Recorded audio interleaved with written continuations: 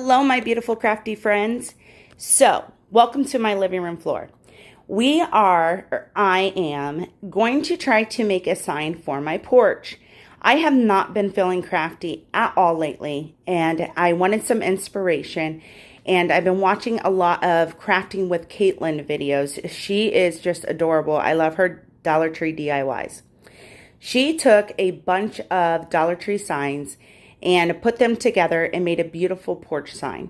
I wanted to go a step above, and I wanted to try to create one on my own. I love these. These are very farmhouse. They're very beautiful for your porch, but they are very expensive. This sign that says home, I priced it at Hobby Lobby. It was $85.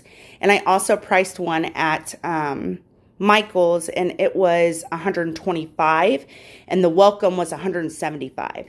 So my goal is to create this sign under at least $40. Now, I had hubby go to the hardware store and get me a piece of wood. I asked for 12 inches wide and 42 to 48 inches tall, knowing that he could cut it for me. I would suggest 12 inches is about right. This one's actually like 11 and 3/4 or something like that.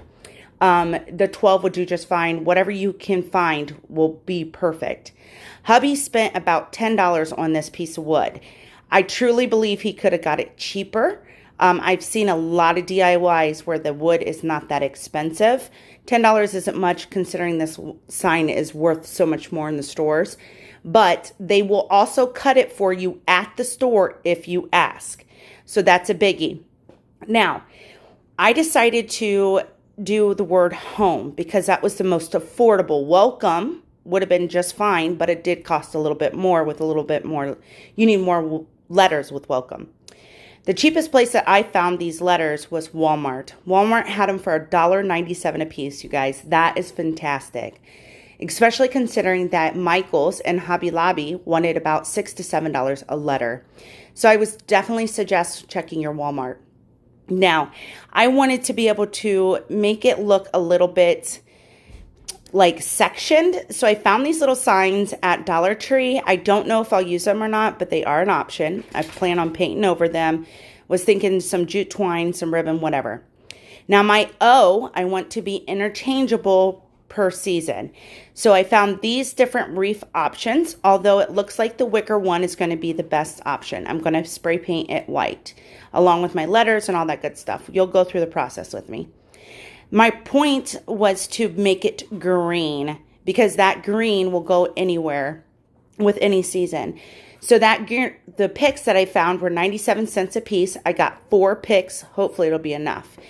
So I got home and I got to looking at some more DIY porch signs.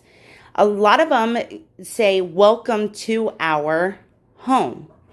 Or they had the family's name, the Burnhams, which is our family, the Burnhams home. So the home sign would have been great. However, I do feel like I need to add a little bit more to that. And they have smaller letters at the Walmart that I will pick up tomorrow. Now, this sign here I picked up at the Dollar Tree thinking that maybe I will incorporate it in the wreath. I don't know what I'll do with it. If not, I'll find a need for it. No big deal. My point of having this wreath green is it's a base for the seasons. So I picked up these little pumpkin clips for fall and for Halloween. And then, you know, once Christmas comes along, there's always Christmas picks everywhere. So this is the gist of it. I would say right now with the wood, the letters, the wreaths, the signs, and my picks, I'm at around $25. Like I said, you can definitely get that wood a little bit cheaper. But I thought it would be fun to bring you through the process with me and see what we come up with. And hopefully you guys will like it. So I have all my letters painted. It took 2 coats of acrylic paint to get the opaque that I wanted. This is just the stark white on the E, but as I mentioned before, I think I want to distress them. So this is what the distressed look would look like. I think I do like it better. However, I'm not 100% sold on it. I think that I want the letters to pop off of the sign. So I'm going to paint back over the distressed look. How I distressed it, I took this brush, I dry brushed it, dipped it in some gray and just went back and forth in one stroke. I didn't go every which way, just up and down, up and down. And then I took a little bit of the dark black ink and did the same thing. So if that's how you wanted to do your letters, then, you know, you most definitely can, and that's how it looks. However, like I said, I decided that I'm not going to keep mine distressed. I'm going to keep mine stark white because I really want it to pop. All right, guys, so I'm going to let my letters dry. And in the meantime, I went through and we snipped these all off. We as in, I got little helper here tonight. I snipped them all off with wire cutters. So my plan is to take this beautiful greenery, and I have some floral wire here as well. And I'm going to take these little stems and I'm going to go all in one direction, and I'm going to wire these down to the wreath. But I think it's going to be important that I go all one direction. This alone would be super cute, just one side or at the bottom. I mean, that would be adorable with a little sign in the middle. Oh my gosh, it's going to be so cute. I'm so excited. So I'm going to start with my first bushel, and I'm going to make sure that they're secure. And I'm going to make sure that my greenery looks good on it. And I'm going to weave it in and under the wicker of the wreath. So I have this wire under here. Wrap it around it 1 or 2 times and to make sure that it's super secure. And then if need be, my spray paint is definitely not dry. If need be, I'll go through and hot glue where I want them to stay in place. But for now, I'm just going to go through and I'm going to wire them in, twist them off like we would any other wreath, and then I'm going to snip it. And it should be good and secure. Woohoo! Looky there. My wreath is definitely not dry, but I am too impatient to give a crap. To give a crap. Alright, so I'm going to go through and get this all secure. And my goodness, you guys. Look at how beautiful this wreath turned out. It is stunning. You guys, I made this wreath for $5. That's amazing. The wreath form itself was $1, and I had 4 picks at 97 cents at Walmart. And what I did is I showed you guys, I broke them off, and I made sure they went in all one direction, and then I tied in each one to secure each one. But then it looked a little out of place and a little messy. So I took that green wire and I wrapped it around snugly around the whole wreath, holding in the greenery, as you can tell here. And it made it more uniform. You guys, I love this. This is so cute. I'm just amazed at how it turned out. And I have little leftovers here for my flower clusters. So yay to that. Okay, you guys, I couldn't wait. I had to put it on there and test it out. So this is what it looks like sideways. This was Dominic's idea, although it is adorable and would look amazing hung up on the wall. That's not what we're going for today. So Dominic, go ahead and put it back to the original way we had it. That's Dominic, y'all. Sorry for the dog toys. The dogs are in the living room. So look at it. I cannot wait to stain the board. Oh, it's coming along. I'm so stinking excited. You guys, let me know down below. Do you not love it or do you love it? All right, friends. So I'm super excited. We're on day 2 of this project. I had hubby go ahead and cut the piece of wood for me. He took off about 7 inches. So I now have this beautiful canvas to be able to work with. Hubby also had this long piece of wood in his stash, and he was gracious enough to give it to me. We cut it down to 13 inches long, so I am going to put one at the top and the bottom to kind of break up the sign. I got my letters today. I'll show you guys that once I get to painting those. Now, I normally was going to use this wax here from the Waverly. It's only $1.67 at Walmart, but they only had one, or they had none in stock today, and I had this one on hand. So I decided to go ahead and pick up this small bottle of wood stain, and this is what I'm going to use to do the whole sign. So I did want to say, though, if you do not have a hubby with a stash of wood, these painter sticks is what I was going to use originally to break up the sign. I probably would have used one at the top, one at the bottom, but you don't have to do that. You don't have to put one on it at all.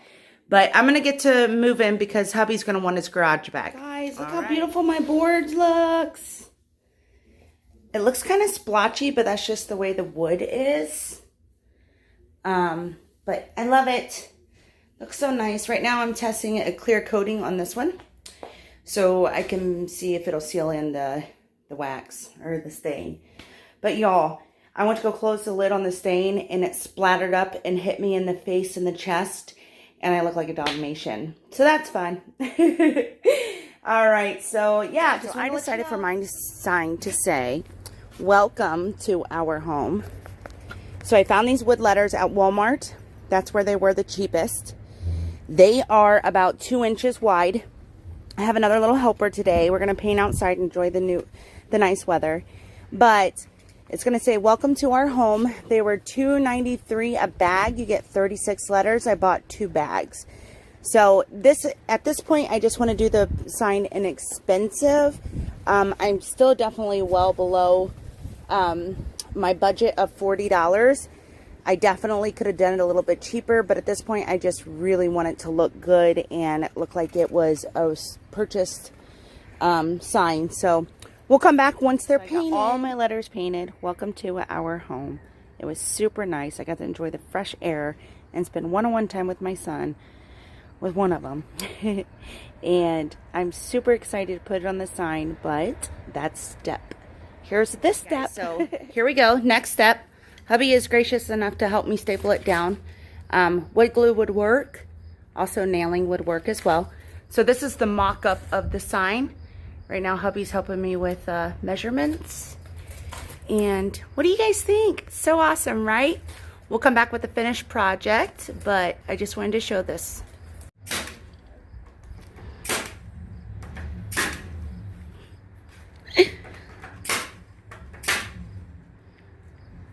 Dylan, you want to say hi?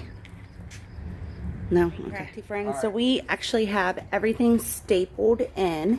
Like I said, you could definitely use wood glue. Right now I'm putting twine on it. I'm going to finish it off with some cute gingham bows. I'm so excited, y'all. All right, ladies and gentlemen, let's talk about it. So here we go. Here's how it turned out. OMG, I love it. Are you kidding me? So as you can see, it says, welcome to our home. I use the gray twine instead of the brown twine. I think it makes it pop just a little bit more to give it a little bit more character. But let's move up close. So it turned out perfect. I made a little gingham bow, put a pumpkin in the middle, wrapped it to where it, gathers into the bow. It says, welcome to our home, like we said.